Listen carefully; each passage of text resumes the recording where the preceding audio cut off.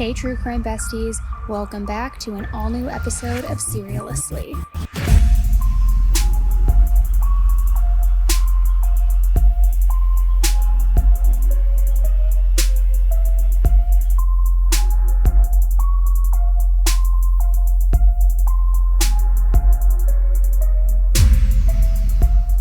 Hey everybody, welcome back to an all-new episode of the True Crime Podcast, SERIALously, with me, your host, Annie Elise.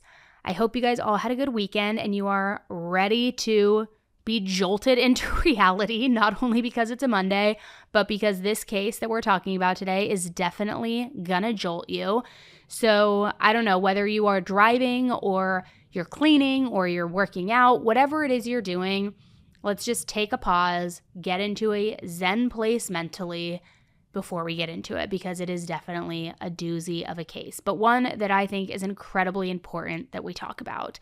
So I'm going to shut up now, okay? And we're just going to jump right in. So on January 23rd, 2007, 37-year-old Heather Guerreras was in the parking lot just outside of the Colorado State Employees Credit Union where she worked. She had just finished up her shift for the day and she was ready to head home. Now let me talk to you about Heather, because Heather was absolutely beautiful. She had this long, wavy dark hair, these full round cheeks, and whenever she smiled, she had little dimples in them. She also liked to wear big statement earrings, which, girl after my own heart, I live for my earrings. But she was also very responsible. She wasn't just a teller or some other entry-level worker at this credit union. She was a supervisor, one of the rare people who kind of had a knack for getting along with the people she managed, which doesn't really happen in a lot of situations, right? I mean, everybody at the office really liked Heather. She was also involved with a local Catholic church called St. Mary's. And it sounds like she took her faith very seriously, because Heather always put everybody else before herself. If you ever needed help with something, Heather was there to chip in. She cared about making sure that everyone around her was taken care of and just really in a good place. She lived and worked in Greeley, Colorado, which was a small city northeast of Denver. And it was big enough to have its own public transit and different local festivals and things, including the annual Oktoberfest, but it also could be more small town vibes here and there.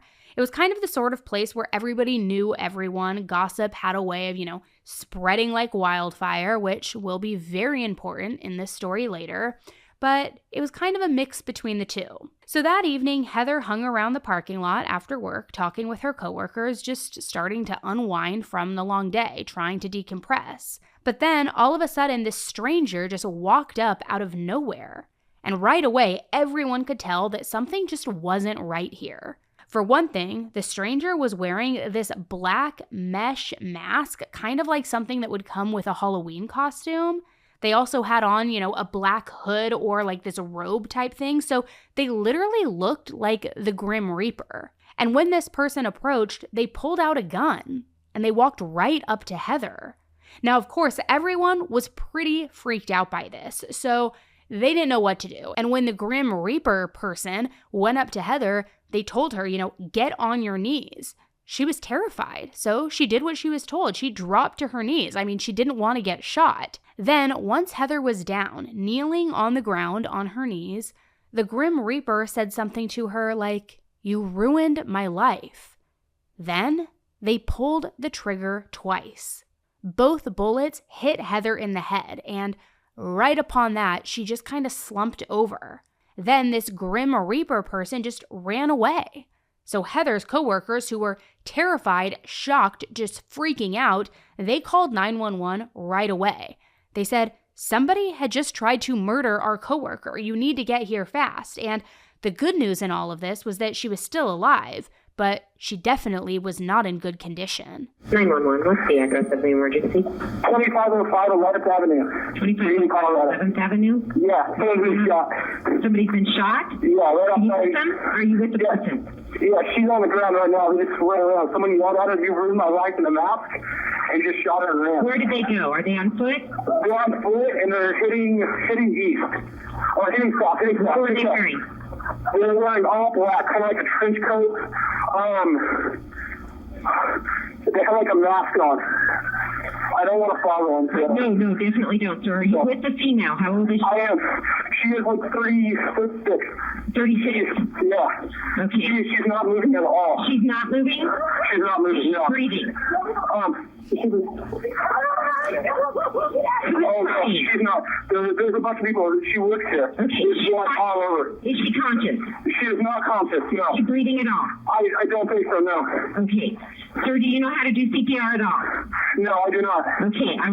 Is anybody else there that can? No, there's no one else who can. She's on her stomach. She's on her stomach? Yeah. Where was she shot?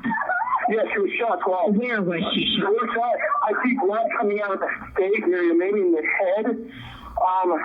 Okay. I'm not sure. I can't see. I can't tell. Okay. All right. Somebody else is getting them on the way, sir. I'm going to try and help you if we can to get CPR started on her, if it's possible. Okay. Let me move on up here. Do what? Let me get these on too. Okay, what do you want me to do? Okay, so is she on her stomach, sir? Yes, she's on her stomach. Okay, I need you to roll her over if you can and make sure her airway's open, okay? Okay, I'll try to let me put the phone down. Yeah. 42 years old. She's like, yes. Sorry? Nicole, and I see Ellie. Are you getting suspect info on this?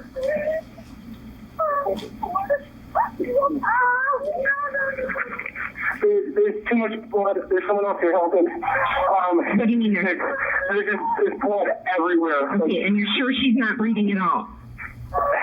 Is she breathing? Because we'll check this. I want you to get down by her and see if you can feel any air coming from her mouth or see her chest rise and fall. No, I don't know. I don't see anything. Okay. I see nothing. Okay. I don't see her chest moving. I don't see any air coming from her. Okay, well, I'm going to tell you how to give her mouth to mouth. Yeah. Do you think you can do that? What's that? Can you help her with, can you do mouth to mouth? You want to try that? I don't fucking know. Anybody there? Oh, nobody here. Nobody wants to do mouth to mouth? No. I can help anybody that would be willing to try and help her if you think. Anybody want to help mouth to mouth? I know how. Well, she doesn't have a mask, so she doesn't want to do it. There's blood all over her face. Okay, so nobody there is willing to do mouth to mouth? No.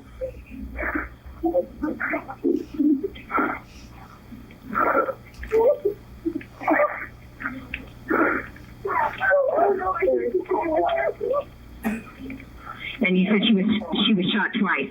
Yeah, I heard 2 shots. And blood is coming from her face. Yeah, yeah. Okay, sir. It's okay. I've got people on the way, okay? All right, thanks a lot. Oh, here's the cop here. Okay. All right. I'm going to go ahead and let you go, okay, sir? All right, thanks. Thank you. Now, after listening to this clip, I do want to say it would be really easy to hate on Heather's coworkers for not even being willing to try to do mouth to mouth, right? That 911 operator was practically begging them to try and save her and give it a shot, and they just wouldn't. But again, as tempting as it would be to, trash them now in hindsight, I do think that everybody who witnessed the shooting was freaked out and wanted to help Heather. And I don't think that they were refusing to do CPR because they wanted her to die, but more so because they were just in shock and truly just freaking out. I mean, you can tell from the guy's tone of voice on that call, they were distraught. And people don't always respond perfectly in stressful situations. We know that. So as much as I wish that somebody would have stepped up and been the hero in that situation, somebody who happened to also have perfect medical training and could save her life, I don't even know if that would have been possible. But again, everyone who was on the scene was trying to help Heather. There was even another 911 call that was placed at the same time as that first one. Your car's over them. 911. Oh my gosh. We just had a shooting over here at CCCU 2505 11th Avenue. You need to slow down. I can't understand you. Where are you? 2505 11th Avenue. What's going on? We had a shooting in the parking lot. Is there somebody hurt? 2511th Avenue. Hurt? Huh? Is there somebody hurt? Yes. He went on ground, had a garage around together. Husband's a cop. Oh my God. Oh my God. Where is the person that's hurt? I'm sorry, what? Where is the person that's hurt? They're in the alley in a building, a whole totally black top out with a button on the face. They went down the back behind. Oh my God. Were they nails? We don't know. They had a complete, Halloween robe on and something. Oh my God, they're coming back. Get out of here, you. Oh my God. Okay, they went behind the alley. I need you to tell me what's going on. The person just ran down the alley, southbound behind the businesses here on 11th Avenue. There's no way to tell who it was. They were the black. Okay, are you with the person that was shot?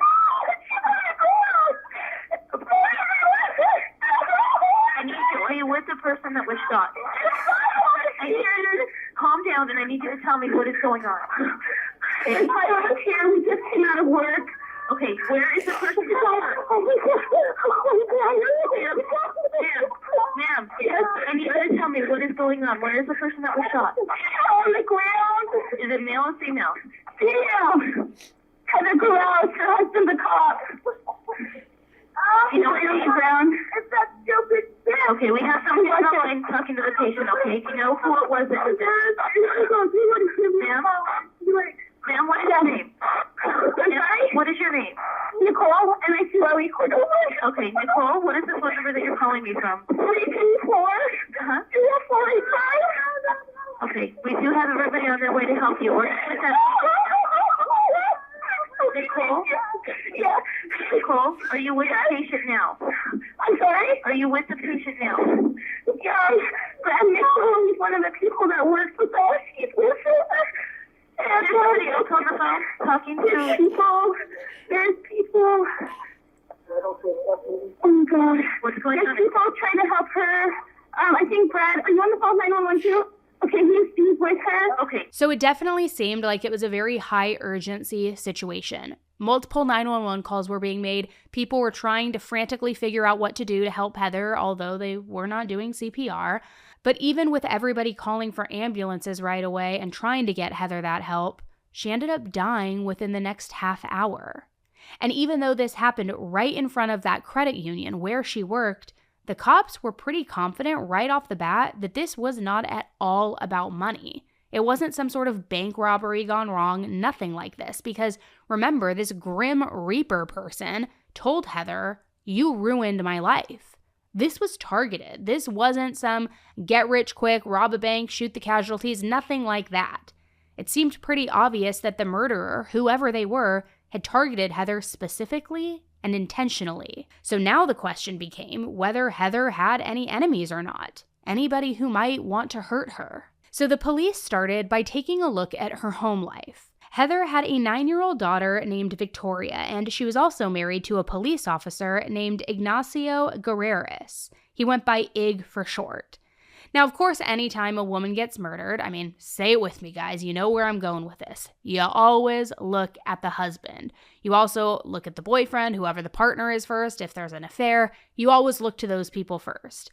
So it obviously made sense to treat her husband Ig as a suspect in this case, because he might have had a motive to want to kill his wife or hurt her. And in fact, he did. See, from the outside, he seemed like a loving husband and father. He was really involved in his daughter Victoria's life, but the problem was, and this is key, he was having an affair. It began a little more than 3 years earlier in 2004. Now, the other woman, named Shawna Nelson, was working as a 911 dispatcher. Now, since she was always sending police officers to respond to different emergency calls, she naturally had to get to know all of these different officers, including Ig. Now, Shauna was in her early 30s. She was curvy, she had long blonde hair, but at first, Ig wasn't attracted to Shauna. The two of them just kind of got along as work friends and that kind of vibe. They also, though, had a lot in common. They liked to go to the same kinds of places, whether that was shopping at the same stores, relaxing at the same kind of places, you name it. And then once they knew each other through work, Ig started noticing that he had started seeing Shauna all the time.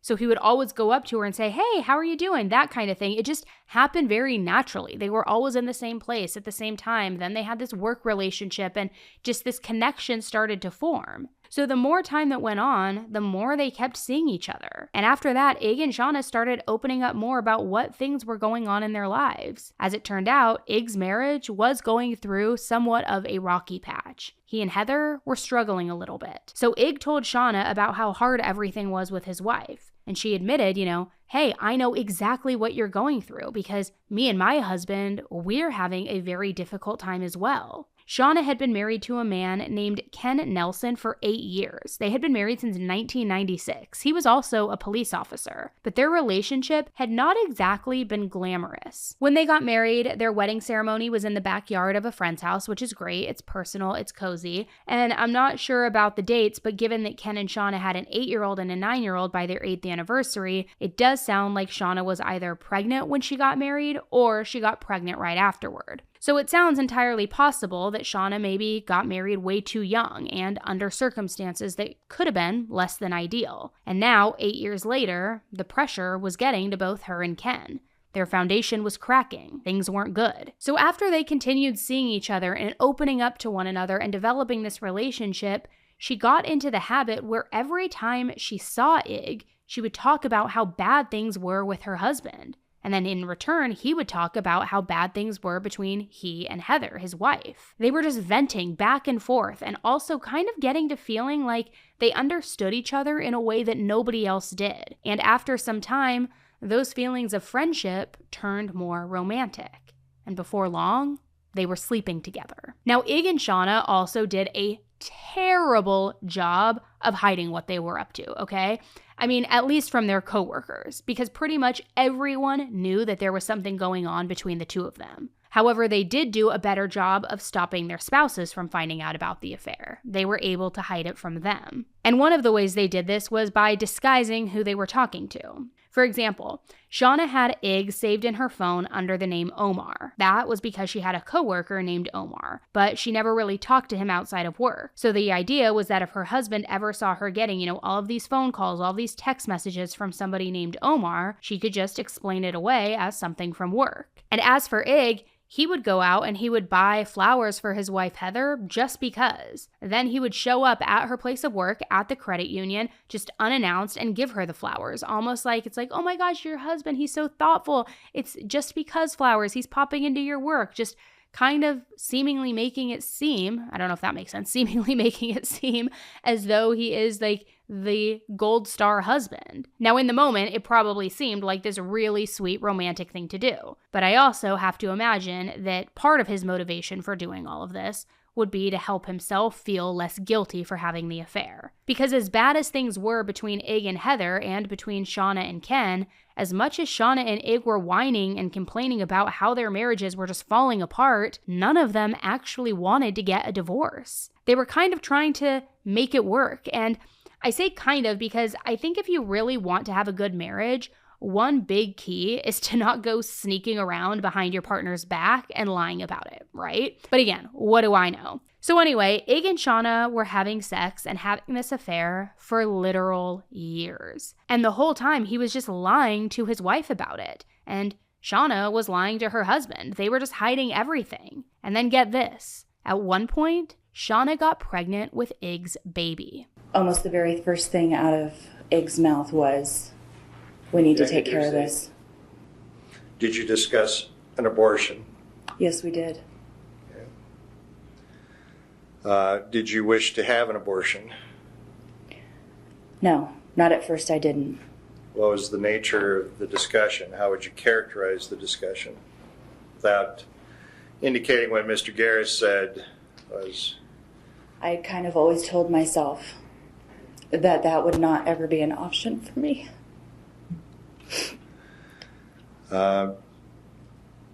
Did you decide to have an abortion? Ig talked me into having an abortion. But then, in 2005, she got pregnant again.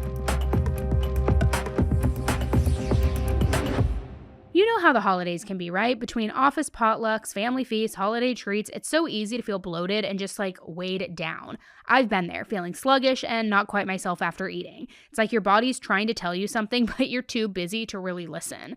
But that's where Seed's DSO1 Daily Symbiotic comes in, because it's a game changer. And this isn't just your average probiotic. It's a probiotic plus prebiotic combo, designed with 24 clinically and scientifically studied strains to support your gut health and so much more. more.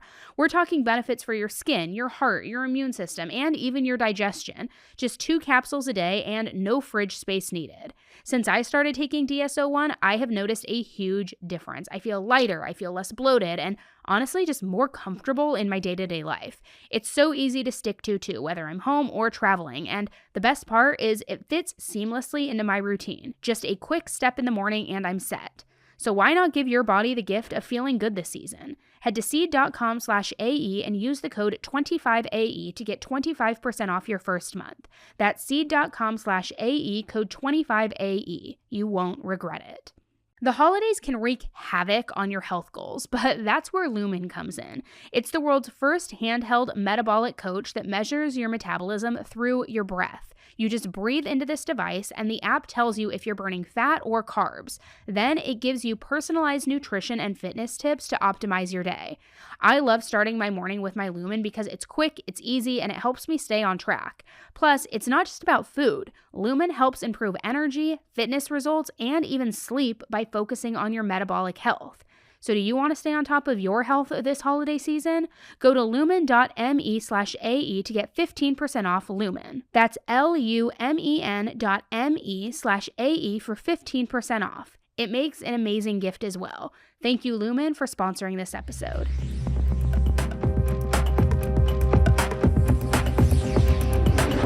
Now, I don't know, guys, if you're cheating and you get pregnant twice in less than 2 years, maybe it's time to look into options of not getting pregnant. I don't know, whether that's birth control, vasectomy, condoms, whatever it is, but maybe it's time to be a little bit more responsible. But whatever the issue was, this time around, Shauna put her foot down. She said that she wanted to keep the baby, and she wasn't going to be able to try and pass it off as Ken's or anything else, because you see, it was now getting to a point where Shauna and Ig could not keep things a secret for a whole lot longer. Both of their spouses were getting suspicious. Heather kept asking Ig why he was working late so often. Why did he keep slipping out of the house in the middle of the night? She knew that it wasn't for work, so she was trusting her intuition. She was asking him what's really going on. And at some point, Ken found Shauna's diary just laying out in the open. So he went into it and he flipped through it, which I gotta say is not a good move, Ken. Snooping just isn't right. But right or wrong, Ken saw all of these things that she had written about how when she was with Ig. So he knew at least some details and about their relationship to some degree. I don't know if it was clear to him exactly how long the affair had been going on or how far things had gone, but he definitely knew something. So basically, Ken and Heather were now asking questions to their spouses, but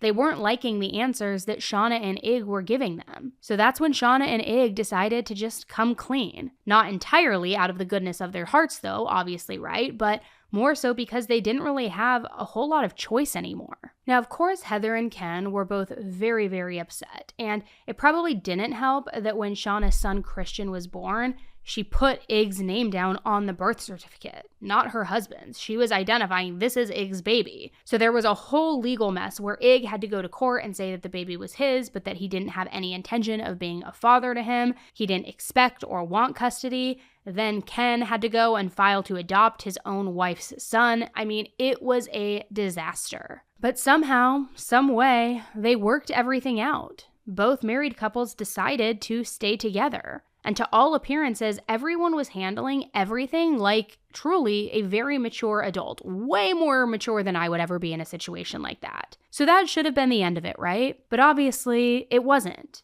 because here everyone was now a few months later and Heather was dead. So you might be hearing this and thinking, okay, Ig definitely had a motive to want Heather out of the way. He didn't want a divorce for whatever reason, but he might have still wanted to be done with her. And we also know he wasn't happy in his marriage, given all of the cheating. He also had the means to carry this out. He was a police officer after all. So he definitely had access to guns and knew how to shoot them. And it wouldn't have been that hard for him to pull up to the credit union when Heather got off work. But Ig wasn't the only person who had a motive to want Heather dead. Not at all. Shauna's husband, Ken, also knew about the affair, and he wouldn't be the first person to find out that their wife was cheating on him and decide that murder was the only solution. I don't know why Ken would want to take his anger out on Heather, though, the other innocent person in this situation, rather than take his anger out on Shauna or Ig, who were the actual cheaters. But it's not like these kinds of crimes are always driven by logic either. Plus, there was a decent amount of evidence that pointed at Ken as the likely murderer. First, he was a bit of a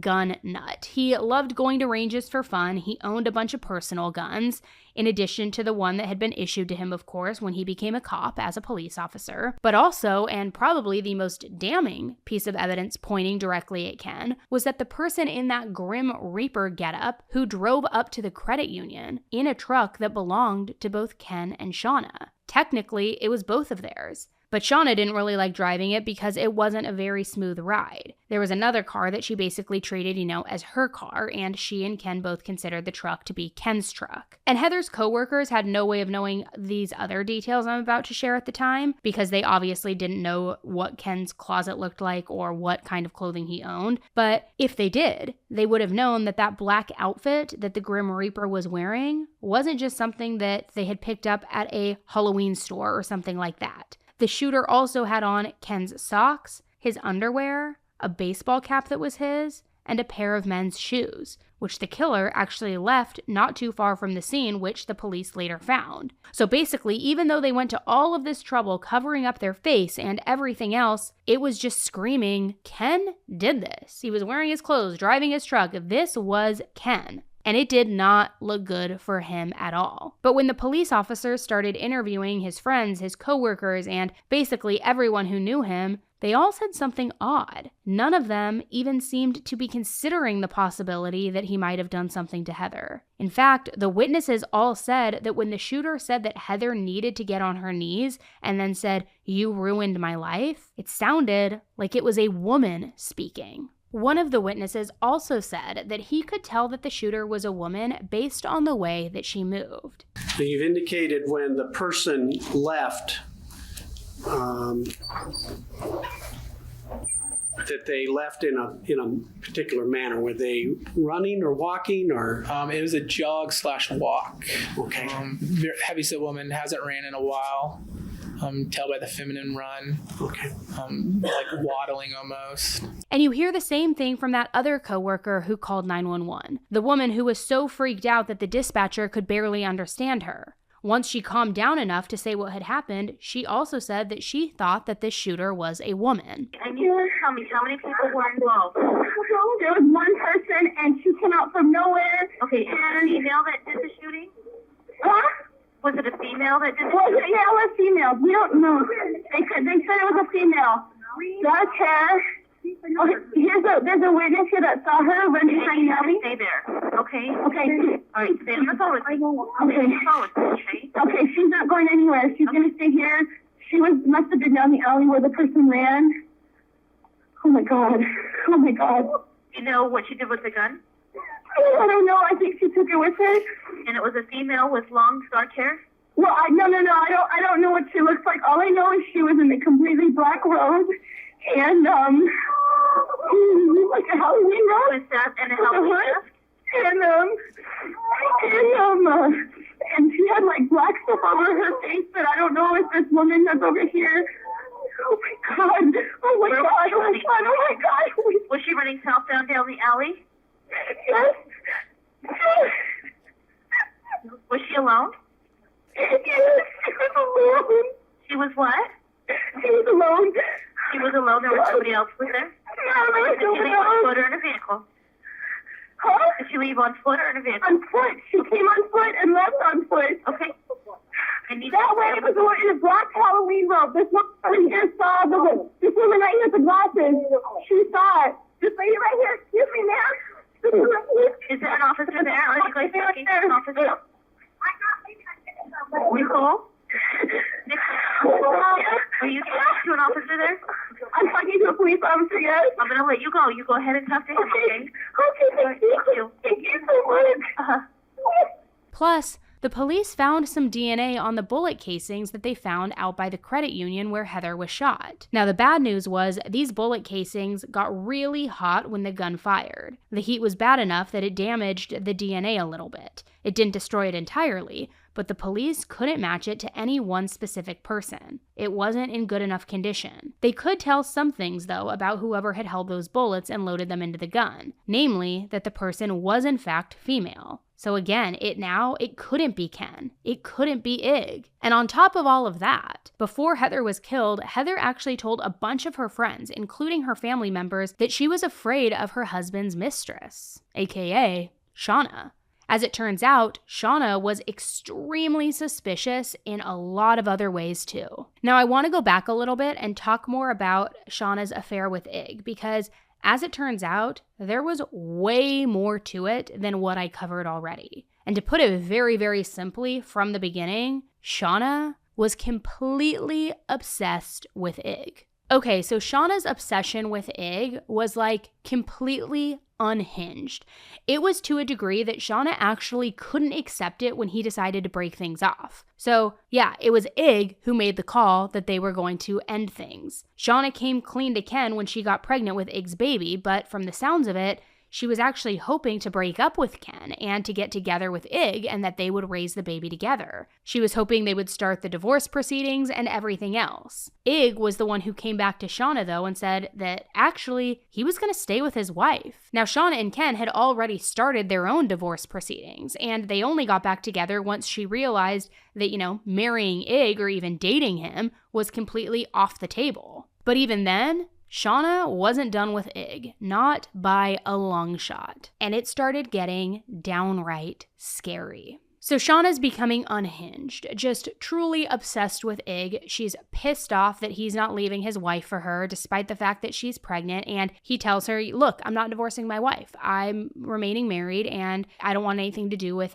this son. You and Ken can raise it. So she freaks out and starts to become undone, and she started sending him text after text, just begging him to take her back and love her and be with her. And then when he kept refusing, she started threatening him. She would send him messages like, my loyalty is gone. I loved and trusted you and you f***ed me. Be prepared. Just a few hours later, she sent another text message which read, you have no heart. She even tracked down Heather's numbers and started sending unhinged text messages to her as well. For example, Shauna would taunt Heather by sending her photos of their baby Christian, the baby that Shauna had with Ig, and she would put the caption on the picture, quote, Ig's flesh and blood, just trying to incite rage on Heather's behalf. Shauna even left voicemails for Ig and Heather, and those voicemails, they weren't as threatening and disturbing as the texts, but her tone?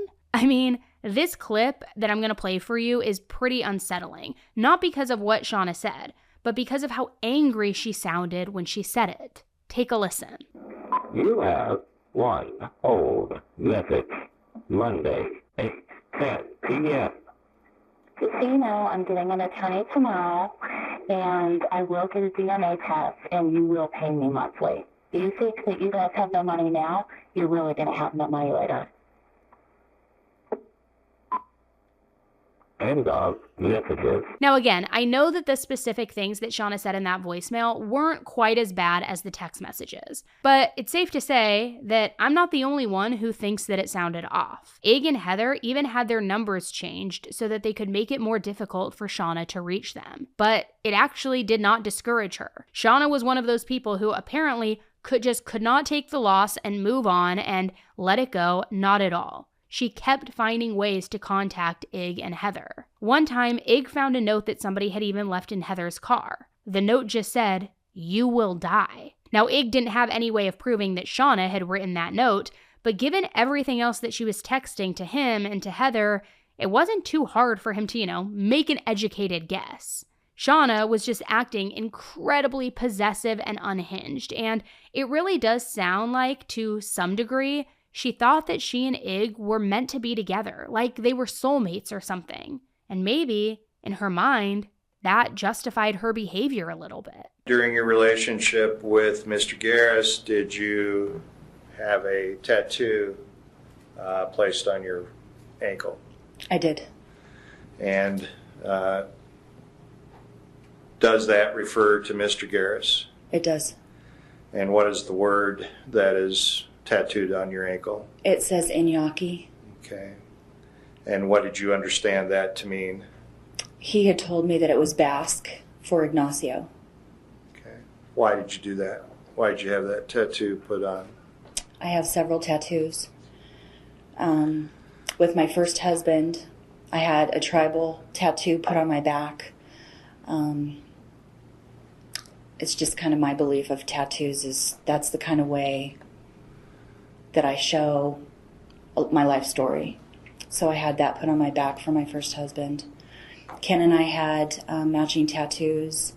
Mine was of a flower. His was of a symbol on his arm. And then both of them said KSDJ for Ken, Shauna, Dylan, and Jordan. And then after this abortion happened, to me it kind of was symbolizing a time in my life. So I put that on my ankle. So in light of what these tattoos represented to Shauna, you know, all the significance that they had, did Ken not once think that it was weird that she was getting another man's name put on her ankle? Did she have some sort of way of explaining it? I don't know. I do know, though, that once Ig realized what Shauna had done, he was super freaked out. He was like, wow, you're clearly a lot more committed to this affair than I am. Did you ever ask her to get this tattoo? No. What was your reaction when she showed it to you? It disturbed me. Why? She altered her body with my name on what? I guess it's hard. Why would someone alter their body? We had not that type of relationship. Why the heck would she put my name on her body? So clearly, after he and Shauna broke up, there was a mismatch there, a huge miscommunication. Shauna thought that she and Ig were going to be together forever, yet Ig was signaling that he wanted nothing to do with her anymore. He wanted to make things work with his wife, Heather. And then you have this killer who sounds like she has a woman's voice. She apparently runs like a heavyset woman. She's singling Heather out, saying she ruined her life and saying get on your knees and then shooting her. All signs point to Shauna, right? The only problem with that theory was all of the evidence against Ken that I talked about before. How the shooter was wearing his clothes, driving his truck. However, the police then started doing a little bit of digging, and they came up with a new theory that explained all of that away. So the thinking was that Shauna may have framed her own husband, Ken, for killing Heather. That way, Ken would go away to prison, and Heather would be dead, and Shauna and Ig would be free to be together. In this scenario, Shauna took Ken's truck and drove it to the credit union to commit this murder, which, to remind you, was actually Ken and Shauna's truck together. They both shared it. They owned it together. And even though Shauna didn't like driving it, it's not like it would have been difficult for her to get access to it or like she didn't know how to drive it at all. She also wouldn't have a hard time getting her hands on one of Ken's guns, which he kept in their home. I don't know for sure if she used one of his guns or not because the murder weapon was never recovered, but if she did, it might have been because she was thinking that it would be okay if the police did the ballistics tests, that all of the results would then lead them once again back to Ken, not to her. And the theory goes that she wore Ken's clothing too, all in hopes that somebody would recognize the items and think that he did it. I don't know why this framing plan was so detailed that she felt like she had to wear Ken's socks and underwear, because I don't think men's socks tend to be super distinctive and somebody's going to recognize them, but maybe she thought that the gun residue would get on some of them. Maybe she thought that some of Heather's DNA and that if they came and did a search warrant of the house, they would find the blood or DNA or gunshot residue on Ken's clothing. Who really knows? But I mean, it was meticulous, right? Now, I don't want to make it sound like the police were just going off of hunches or theories either. So far, the witnesses all said that they thought that the shooter sounded like a woman. But we know, of course, that that's not enough on its own to prove that Shauna did it. Not at all. However, it was enough for the police to put out a notice that all of the officers who were on duty should all watch out for Shauna and for Shauna's truck. Now, like I mentioned before, Shauna's husband, Ken, was a police officer, just like Ig. Ig was off duty, relaxing at home with his daughter, Victoria, when he got a phone call from one of Heather's coworkers. She told him everything that she had witnessed, and Ig could not even believe it. I needed to know what was going on with Heather. Did you take Victoria with you? Yes, I couldn't leave her home alone. And when you got to the credit union, was your wife there? Excuse me? Was your wife at the credit union when you arrived on that scene? I'm under the assumption she was. Okay. Did you see her at that time? No. I was stopped. Okay. At some point in time, did you go to the hospital? Yes. Did you drive there yourself, or did somebody drive you? No, I left my vehicle out at the credit union. They had Mike Zeller, a sergeant with the police department, a friend of mine, loaded Victoria and I up and took us to Northern Colorado Medical Center.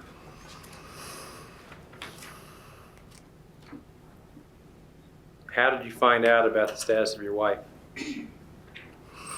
Being a police officer, I knew the back door code to the ER. I knew where the trauma room was. And I went directly to the trauma room. And a doctor that's a friend of mine was treating Heather, and he blocked my entrance Peter Maxwell blocked my entrance into the trauma room. Did you find out? He told me Heather was dead.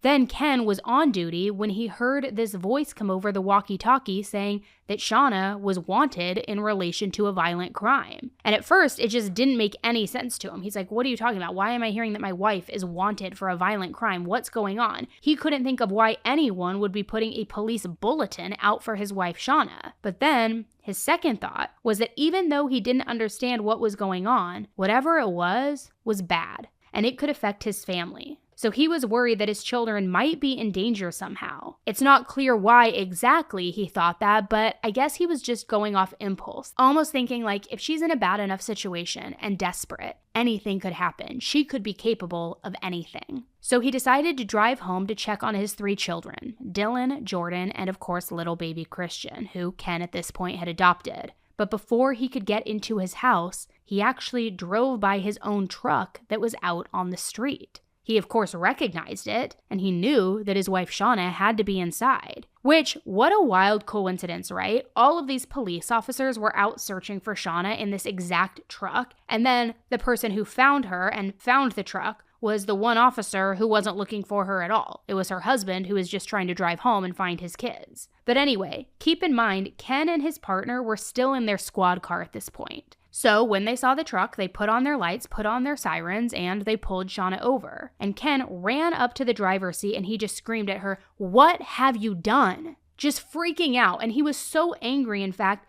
that his partner was worried that he might hurt Shauna. He actually ran over to the car himself to protect her from Ken. And then Ken and his partner arrested Shauna. The partner drove her back to the station in his squad car, and Ken took the truck and drove off. And I know it's super weird that they left him alone with a truck that's evidence in a murder case where the wife is the suspect, but Ken was still acting really worried about his kids, and he sounded like he just wanted to get home right away. His partner felt really bad for him. He had empathy for him, so he just let him go. Then, when some police officers searched the truck later on, they found that Grim Reaper mask and the black cape inside of it. This all perfectly matched everything that the witnesses saw the shooter wearing. But one thing that they never found was the murder weapon. And I've got to say, the whole story behind this is shady AF.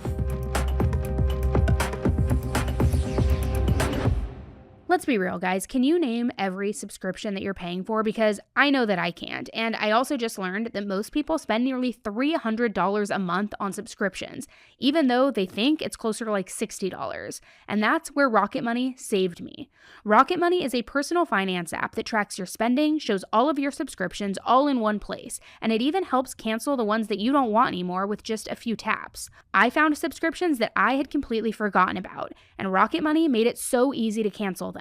Plus, it's alerted me when subscription prices went up. And Rocket Money doesn't just stop there. It helps you budget, tracks your spending trends, and can even help negotiate lowering bills for you. Over 5 million people have saved with Rocket Money, and I'm one of them. It is a must-have for simplifying your finances. Stop wasting money on things that you don't use. Head to rocketmoney.com/AE to cancel unwanted subscriptions and start saving. That's rocketmoney.com/AE. As a parent, finding a vitamin that I can feel good about and good about giving my kids has always been a challenge. Most children's vitamins are loaded with sugar and unnecessary junk, which is not exactly what I want fueling my little baby's growing bodies. And that is why I am so glad that I found Hiya. Hiya is a pediatrician-approved, super-powered, chewable vitamin made with zero sugar, yet it tastes amazing, even for the pickiest eaters, which my kids are seriously picky eaters, and they love them. It's packed with 15 essential vitamins and minerals like vitamin D, B12, zinc, and folate, and it fills in the gaps that so many kids' diets just naturally miss. And what I love most is the experience, because with the first order, you get this awesome reusable bottle, which my kids had absolute blast decorating with stickers. My son Theo's was yellow. He put all sorts of cute stickers on it. My daughter got a little Barbie pink one, and she was putting all her girly stickers on it. It made it so much fun for them. Then after that, Hiya sends eco-friendly refills every single month, so I don't ever even have to think about it. It just shows up at my door. So if you want to give your kids the full body nourishment that they need to thrive, we've worked out a special deal with Hiya. Get 50% off your first order by going to hiyahealth.com/AE. That's HIYAHEALTH.com/AE. This deal isn't on their regular site though, so don't wait. Make sure to go to hiyahealth.com/AE to get 50% off your first order.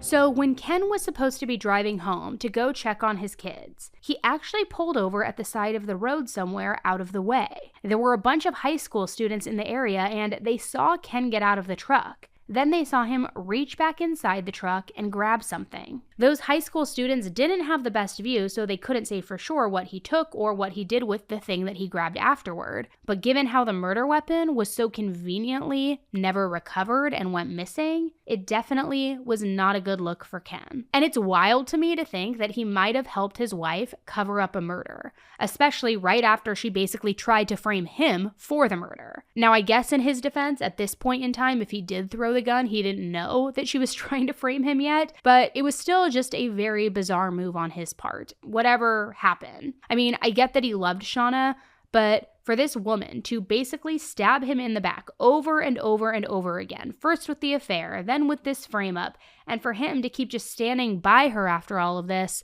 it's pretty mind-blowing, right? But it's also entirely possible that Ken was just panicking and that he wasn't trying to help her at all. Maybe he really was trying to drive back home, and then he saw the gun in the truck and realized it was one of his, so he needed to get rid of it. And maybe he had some sort of, knee-jerk reaction like, I don't know, I just gotta toss this, I gotta dump it. Who can really say? It was a huge mess. And Ken actually did eventually get arrested for evidence tampering, but nobody ended up pressing charges because they didn't have any proof that he really did take the gun. He also ended up quitting the police force entirely, but it's not clear to me if this was an entirely voluntary resignation or if this was one of those, hey, you gotta resign, you gotta quit, and we'll give you your pension or we're gonna fire you.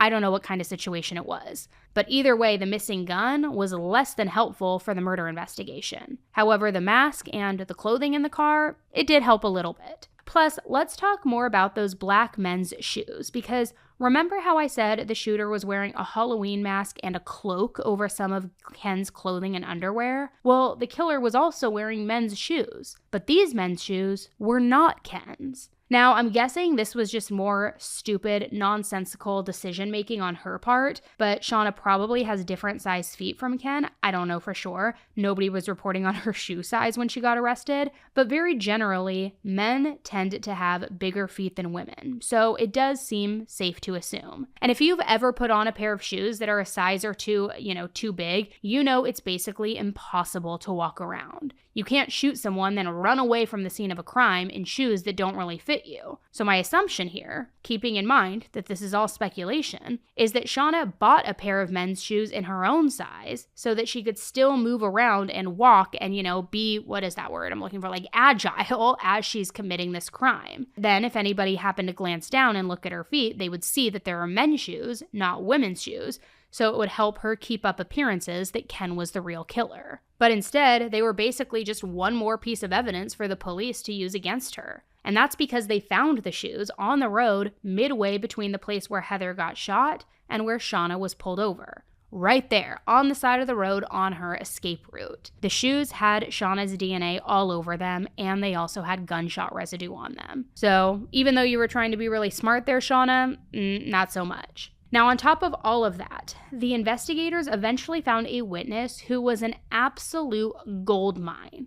It was Shawna's best friend, Michelle Moore. Now, Michelle was a police officer, and Shauna knew her through work. And honestly, that sounds like that was the only way that Shauna really met anybody. It's how she and Ig first got introduced. I don't know if that's how she met her husband Ken, but since he was a cop too, it's possible. But anyway, Michelle and Shauna had known each other for years. Actually, for even longer than Shauna had known Ig. And even though Michelle knew Shauna was having an affair and trying to keep everything covered up, she stood by her best friend through all of it. And as a crime scene investigator, Michelle knew all about what the police look for when they're trying to solve a crime. This meant that she knew how to cover up a crime, at least in theory. Now, given what a shitty job Shauna did framing her husband, I've got to think that neither one of them really knew what they were doing if Michelle was in fact helping her. I do know, though, that before Shauna shot Heather, Shauna went to Michelle and she asked her all sorts of questions, all these questions about what was the best way to kill somebody and not get caught,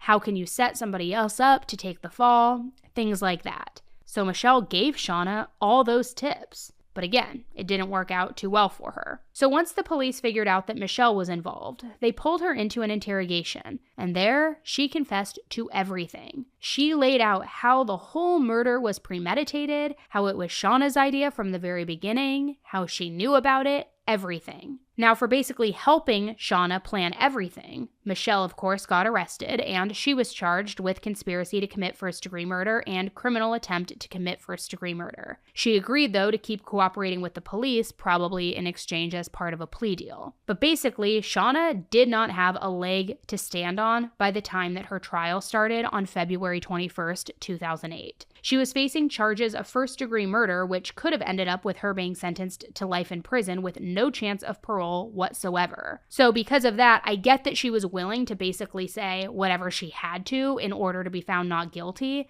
but she'd have to come up with a pretty out there story to explain away all of the evidence. You know, the mask in the car, the threatening calls, the text messages, planning everything in advance with Michelle, her DNA, all that. It would have to be a very elaborate story to even get a droplet of reasonable doubt. But let's just say she did not disappoint. Shauna said that she had nothing to do with the murder at all. She just happened to be at home that day, and then she got in the truck and left her kids, completely unattended because she got some sort of sudden craving for wine. And she was driving down to the store to pick up a bottle. So when her husband pulled her over for the arrest, she says she had no idea what was going on or that Heather was even dead, let alone that she was a suspect in the murder. Yes, Shauna did admit that she had an affair with Ig and that she handled the breakup really badly, for sure. I mean, she didn't deny that she had sent some really inappropriate text messages and left some very disturbing voicemails as well.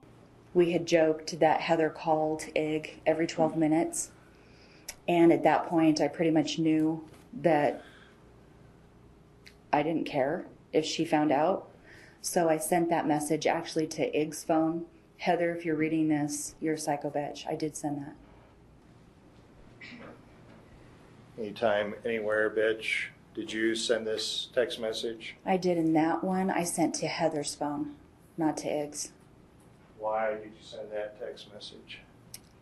Because I thought if she knew that I knew her cell phone number, that she would then leave me alone. Heather's sister quite a few times in conversation. And so I knew what her name was. The day before, I had received call after call after call of anonymous phone calls, and I didn't answer them. And finally, it got to the point where I had to answer it. And it was a woman, and she said, your cell phone number is on my caller ID. And I said, no, I haven't called anybody today.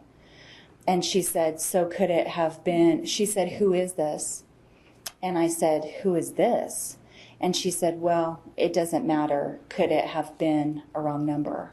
And I said, apparently, because I haven't made any phone calls. And then I started thinking about everything that was going on, and I thought that could have been Heather's sister.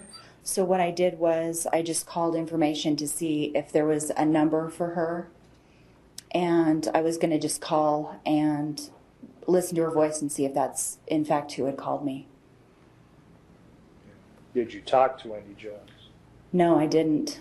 The number, I blocked my call to the residents. And then that specific number said that it didn't take blocked calls.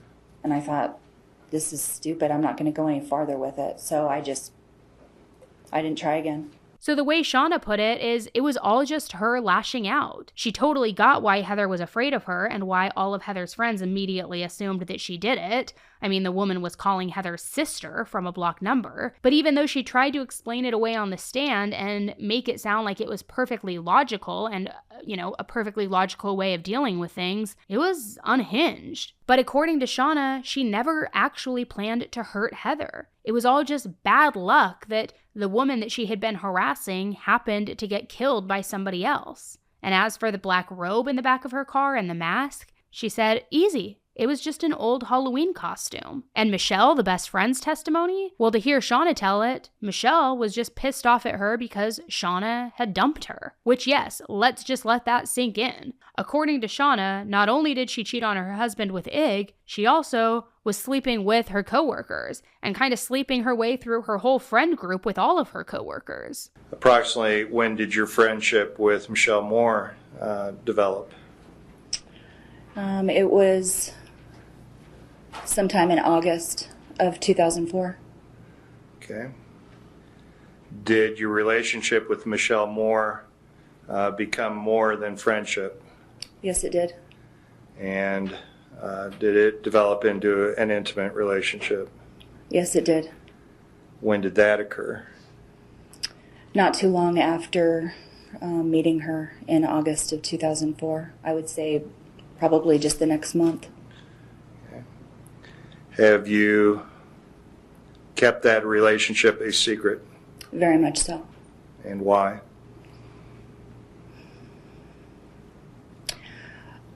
None of this is stuff that I'm very proud of. Okay. It's kind of embarrassing. And both of us made the decision that we weren't going to tell anybody. So Shauna said on the stand that she and Michelle were lovers, an allegation that I'll note right now, Michelle absolutely denied. And according to Shauna, when she decided to break up with Michelle, Michelle in turn got angry and spiteful and decided to get revenge. So that's why Michelle made up this elaborate testimony. I was driving Michelle home and told her that I no longer could have a sexual relationship with her, that I had been thinking about it all through our drinks, and that since I was trying to actually maybe finally be loyal to Ken, that I needed to completely fess up, and that I was going to go home and tell Ken also about my relationship with Michelle. And I told her I loved her, and that I still wanted to remain friends with her, but I couldn't keep lying to Ken. It was too much. What was Michelle Moore's reaction to that? She was very upset. According to Shauna, Michelle went to the police with this made-up story about them planning the murder together, and this was specifically done to get Shauna in trouble. I mean, she was trying to throw anything she could to stick to the wall and get out of these charges or create reasonable doubt. The problem was the jury was not buying anything she was selling. And after just one day in deliberation, they found Shauna guilty of first-degree murder. Her sentence was the maximum that was allowed, which is life in prison with no parole. Now, I think Shauna was a real piece of work. I mean, the stalking, the obsession, the picking the fights with Heather, And that was all before she even got around to actually committing the murder. But her friend Michelle, whether you think they were lovers or just toxic friends or whatever, obviously also had something weird going on with her too. Because you don't just teach your friend, best friend or not, how to kill people, as you're just sipping mimosas at brunch and giving them all the tips and tricks of the trade. What she did was very dangerous, very reckless, and extremely unethical. However, by the time that she had to face the music for her conspiracy and murder charges, Michelle was completely playing the victim. She agreed to a plea bargain, so there ended up being no actual trial, just the sentencing hearing. But during the hearing, Michelle's father actually tried to make it sound like the reason Michelle helped Shauna commit this murder was because she was just a nice, friendly person. He actually said that she had such strong instincts to help people who were in trouble that when Shauna came to her with a problem, Michelle just had this knee-jerk reaction to want to help her solve the problem, even if that problem that she needed help with was literally murdering someone. And it's pretty hard to imagine that Michelle really was such a great, thoughtful person, murder aside, because less than 48 hours before the sentencing hearing even began, Michelle got arrested for completely unrelated charges. She was drunk driving. Now, thank God Michelle didn't actually hurt or kill anyone before she got pulled over, but the fact that she decided to get behind the wheel of a car after she had been drinking really didn't do much to make her seem like she cared about other human lives, right? It just seemed reckless, and it seems like she just didn't care. So, with that, it's probably no surprise that the judge decided to give her the maximum penalty. Because of the deal that she negotiated, it was still only 9 years in prison. But at least Michelle didn't walk off scot-free. And nobody bought her whole, woe is me, I'm only a murderer because I'm so nice kind of act. Not at all. It was like, let's lock you up for as long as we can and throw away the key. Now, since she got that sentence in 2008, that means that Michelle is free again. I haven't been able to find any information about what she's been up to since her release, but I do hope that she's keeping her head down and she's staying out of trouble. Now, as for Heather, my heart absolutely shatters for Heather because she died just because she was unlucky enough to be married to the man that Shauna was obsessed with.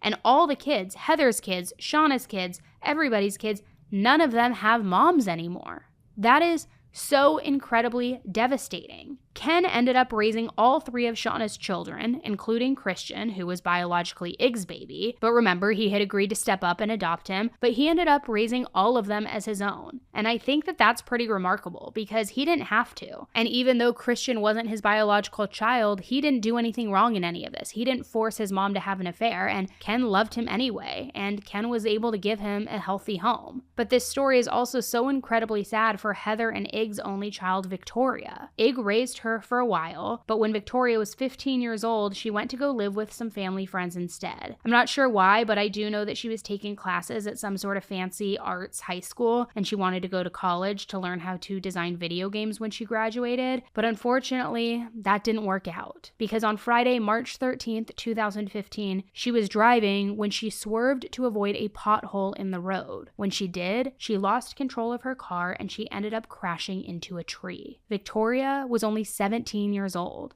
and she died in this car accident. So my heart also breaks for Ig, even though he's a cheating dirtbag who this whole thing, in my opinion, could have been avoided if he didn't have an affair, not to put the blame solely on him. I mean, also Shauna was like an unhinged lunatic, but my heart breaks for him because he lost his only daughter so suddenly, and just a couple of years after his wife was murdered, kind of in a roundabout way you could say, because of his actions. Both of those deaths were just so completely senseless and by chance, and that is an awful thing to have to deal with. Now, I've said this before, and I will say it again. If you are not happy in your marriage, just get a divorce. Don't go sneaking around. Definitely don't kill anyone. It is never worth it. And I think that needs to be my new tagline. Like, just get a divorce. But I do want to know from you guys, okay? What do you guys think? Because I want to know, did you buy any part of Shauna's story? Do you think that she and Michelle really were sleeping together? I personally think planning a murder with somebody goes well beyond the boundaries of a normal friendship, but that doesn't automatically mean that they were having sex. But I also don't think that they were just casual friends either. But also, what about those reports that Ken maybe removed and tossed the gun from Shauna's car when he arrested her? What's the truth there? What's the deal with all of that? So let me know what you guys think either in the Q&A section on Spotify or in the review section over on Apple Podcasts. Thank you guys so much for tuning into another episode with me today. I will be back on the mic with you first thing on Thursday morning with headline highlights, where we are breaking down everything going on in the true crime world this week. And we also, of course, have our ad-free bonus episodes that you can get access to through Patreon or through Apple Podcasts. Sorry, it was taking me a minute to think about that. We do every single Friday an exclusive ad-free case that gets loaded on Apple Podcasts and Patreon. Right now, if you sign up for that, which you can do so through Apple or through Patreon, but right now if you sign up for that, you can unlock I think it's 65 bonus episodes. So if you feel like you still need content to binge, there's plenty for you. All right, guys, thank you guys so much for tuning in. Until the next one, stay safe, be nice, don't kill people, and just get a divorce. All right, guys, thanks so much. Bye.